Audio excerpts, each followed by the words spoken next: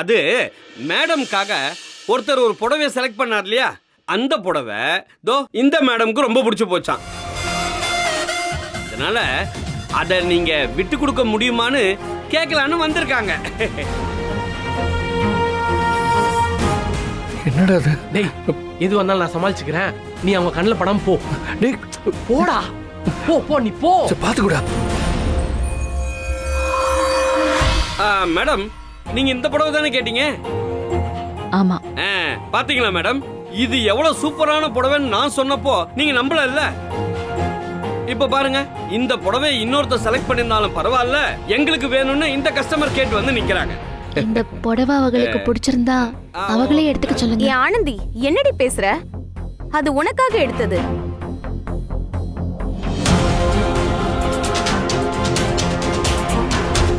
இல்லக்கா, அத அவங்களே எடுத்துக்கிட்டோம்.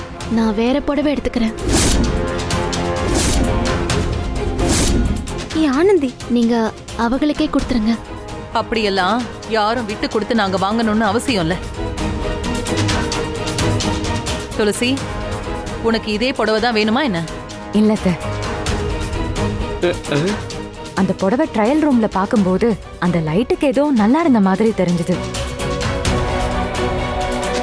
ஆனா இப்போ இந்த புடவை எனக்கு பிடிக்கல. மேடம், என்ன நீங்க இப்படி சொல்லிட்டீங்க? தான் கல்யாணம் பண்ணிக்க போற பொண்ணுக்கு அந்த மாப்பிள்ளை எப்படி பார்த்து பார்த்து செலக்ட் பண்ணார் தெரியுமா?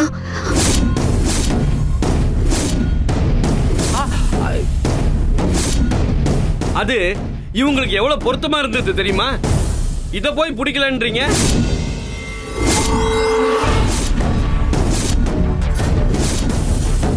நானே மேடம் அந்த புடவைய கட்டி இருக்கும் போது மாப்பிளையும் பொண்ணையும் சேர்த்து விளம்பரத்துக்கு ஒரு ஸ்டில் எடுக்கணும்னு கெஞ்சிக்கிட்டு இருந்தேன். நீங்க என்னடானா?